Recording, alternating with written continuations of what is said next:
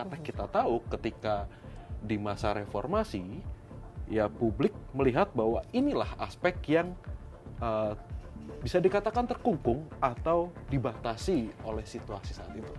Dari jajak pendapat ini berarti masih terlihat nyawa reformasi itu masih terjaga sampai sekarang. Kebebasan yang terlalu liar, yang tidak ada filter dan kontrolnya, atau seperti apa ini maksudnya?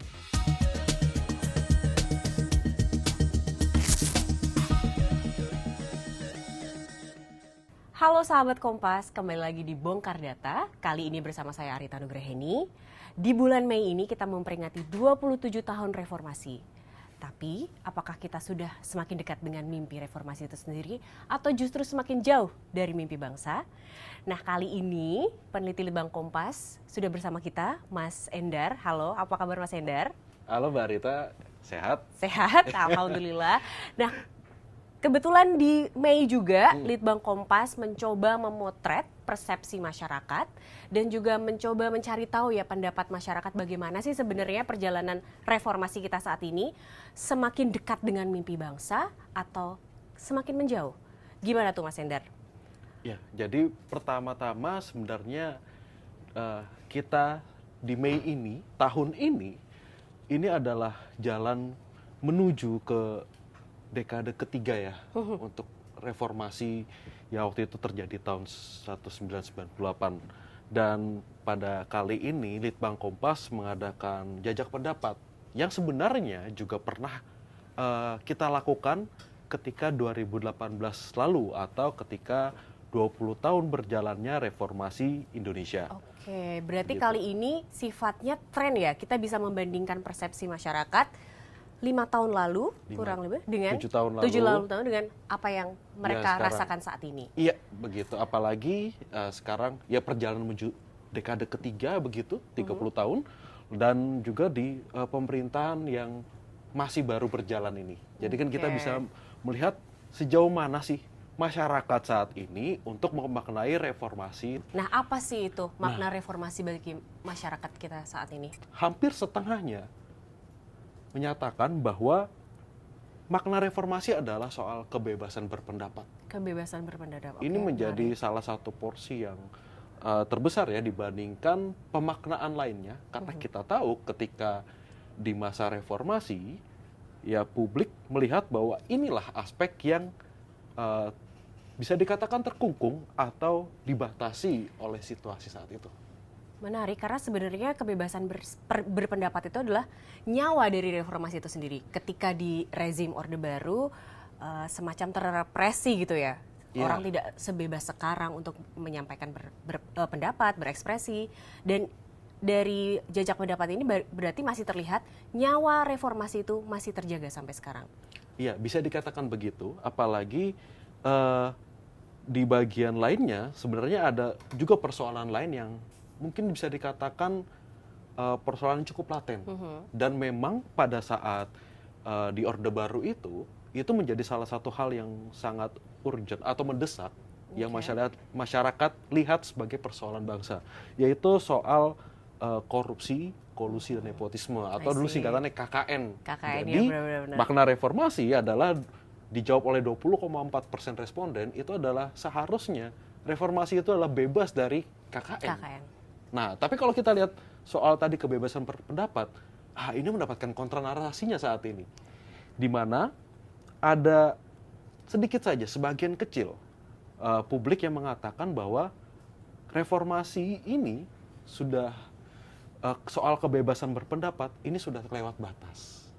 Gimana tuh maksudnya sudah terlewat batas? Apakah kebebasan yang terlalu liar, yang tidak ada filter dan kontrolnya, atau seperti apa ini maksudnya? Nah, mungkin bisa jadi masyarakat yang menjawab atau menyatakan kebebasan yang sudah terlewat batas ini juga dipengaruhi bagaimana sekarang media sosial.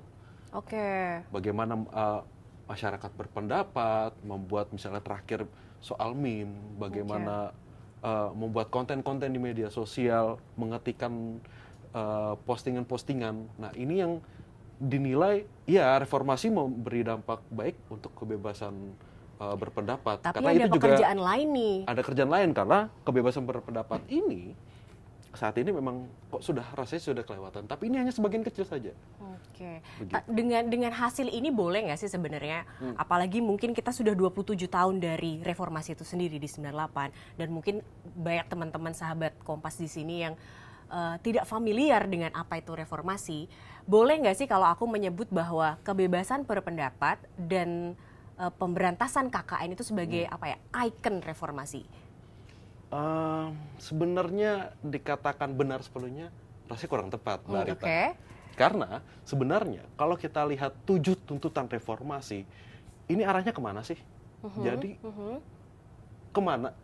Buat apa ini 7 tuntutan reformasi? reformasi. Iya, dikata kunci sebenarnya adalah soal grand design.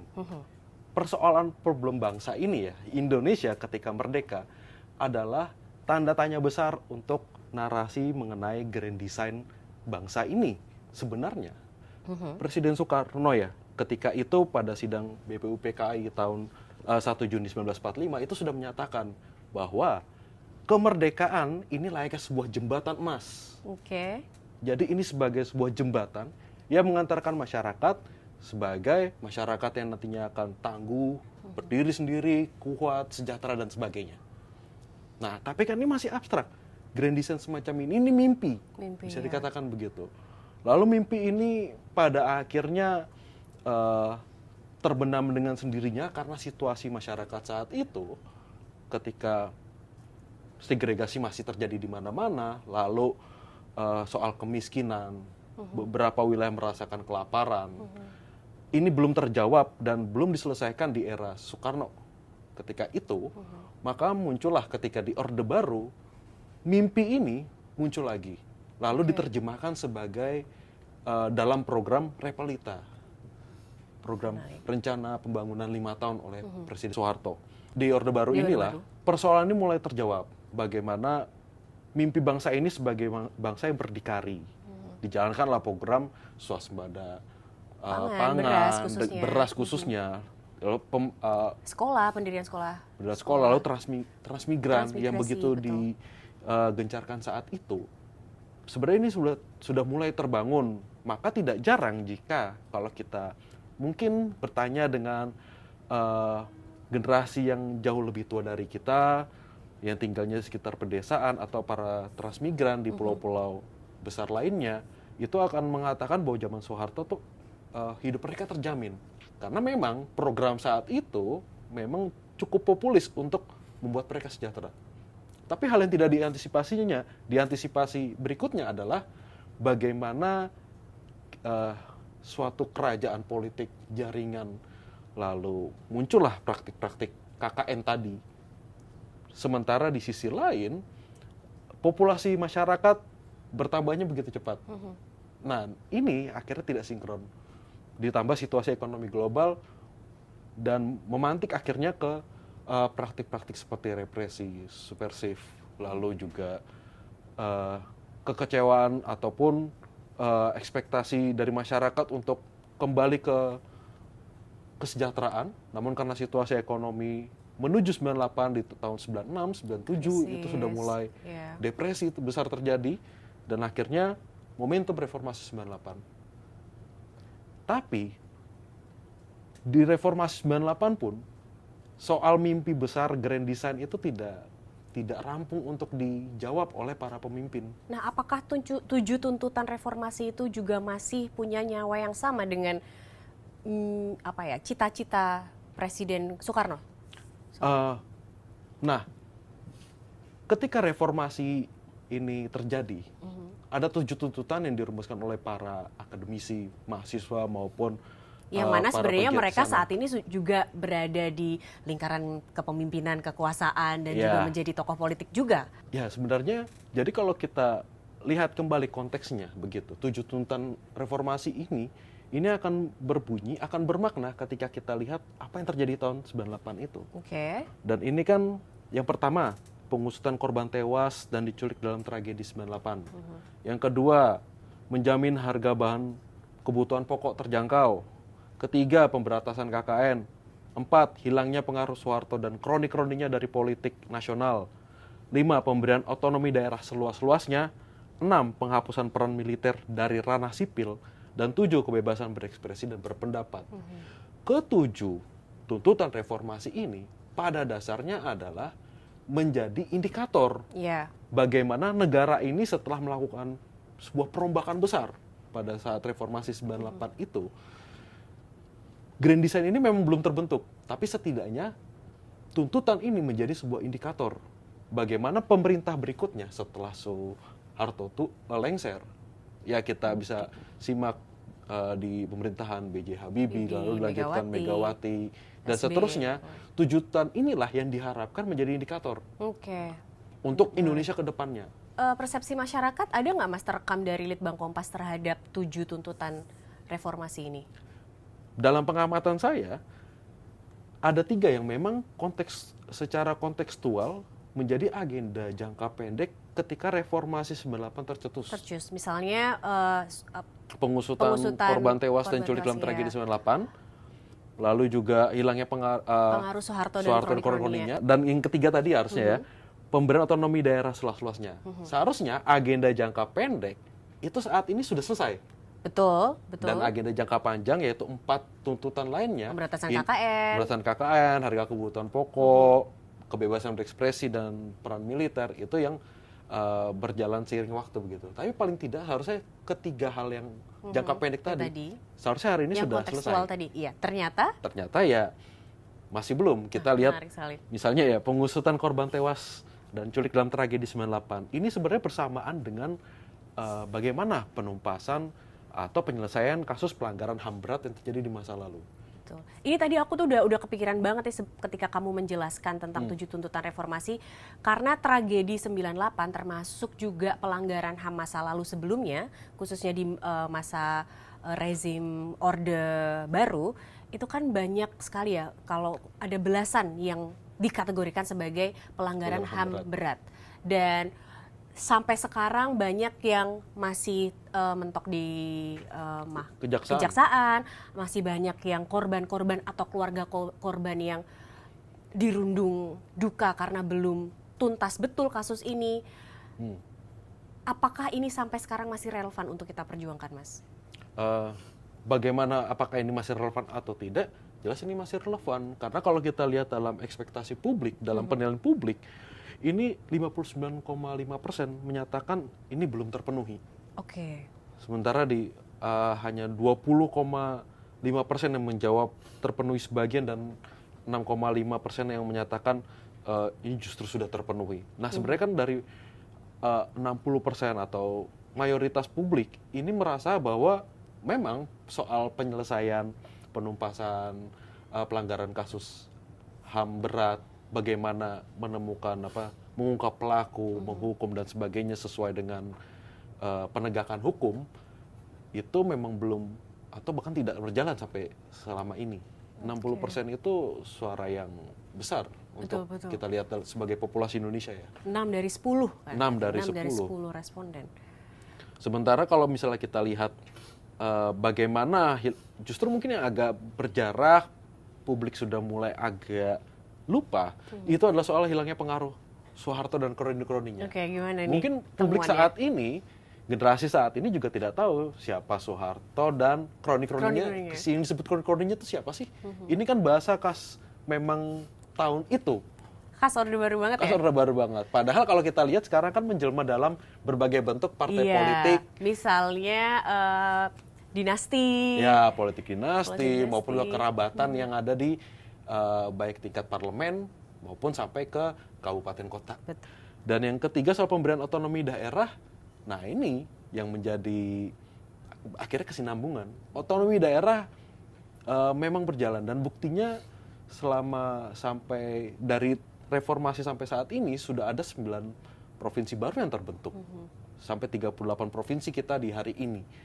Terakhir Papua Pegunungan.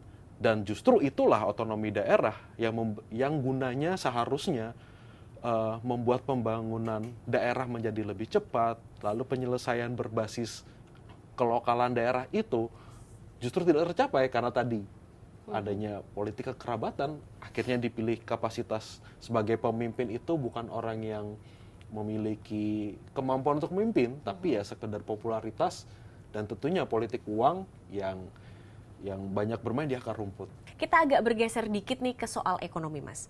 Karena 27 reformasi itu kan juga 27 tahun memperjuangkan hak dan kesejahteraan masyarakat Indonesia. Boleh nggak sih kita juga bilang Indonesia ini perlu reformasi ekonomi? Secara keseluruhan kita seharusnya bisa mengatakan bahwa harga kebutuhan sebenarnya relatif lebih stabil. Oke. Hanya saja ini tidak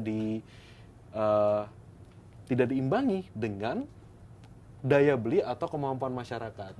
Karena tadi mungkin ada kasus-kasus seperti PHK, lalu juga bagaimana kondisi ekonomi secara mikro lalu juga makro global, ini juga semua berdampak begitu. Namun kita lihat misalkan kemarin ada demonstrasi para mitra pekerja ojek online, misalkan begitu. Nah, ini kan salah satu buah reformasi. Mereka bisa punya kebebasan berpendapat untuk menyatakan bagaimana usul mereka atau saran mereka, aspirasi mereka kepada pihak-pihak terkait. Dan buat teman-teman generasi yang lebih muda dari kita ini harus diingat ya bahwa demo di jalan itu bukan yang terberi begitu saja. Yeah. Itu melalui perjuangan yang luar biasa sejak 98 sehingga sekarang menyampaikan ekspresi pendapat itu bisa dijalankan dengan koridor kebebasan yang seperti tadi demonstrasi. Bahkan kan demo juga tidak hanya sekarang bukan hanya di jalanan tapi benar. Di media petisi, massa, petisi, lalu campaign atau kampanye dalam bentuk tagar begitu kan. Nah, itu kan satu bentuk-bentuk atau buah-buah lain dari reformasi itu sendiri. Kita belum bahas aspek-aspek lainnya dari tuntutan. Apa faktor utama yang menghambat tujuannya reformasi? Apa yang menghambat cita-cita reformasi itu selama ini?